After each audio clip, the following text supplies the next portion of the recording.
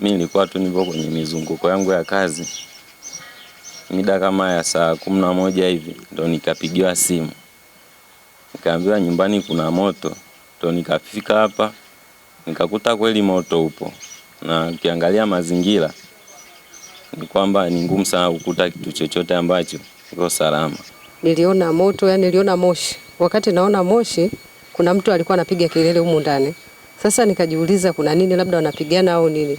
Nilivyoona moshi nikaona ngoja nije niangalie, nikakuta kuna dada yuko huko ndani, amefungiwa huko ndani, anapiga kelele, ni kwamba moto umezidi, umewaka.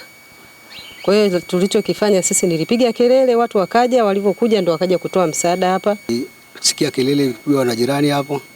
Nikaja nikakuta moto unawaka ndani. Nilichokifanya tukajitahidi kufungua mlango, kwa umefungwa, shindikana kufunguliwa. Ndipo tulipoamua kuchukua mawe na kuvunja ile sehemu pale. Ndio tukaweza kubahatika kumtoa ile dada.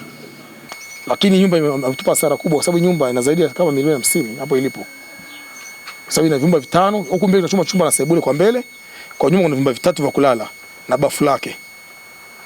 Naona kwa vile vyumba vyote vimeungua, vimeisha, bakiangalia bati kwa juu, bati imeisha, rafu zote zimeisha, ama kilichobakia kwa msingi nyumba ni ya kuvunja kwanza upya. Kwa tulikwenda katika eneo la tukio kwa kutumia mtambo wa kuzima moto, na askari wakakuta kweli tukio lipo, kwa maana moto unawaka, na wakafanikiwa kudhibiti huo moto kabla hajaleta madhara makubwa kwenye nyumba zinazozunguka.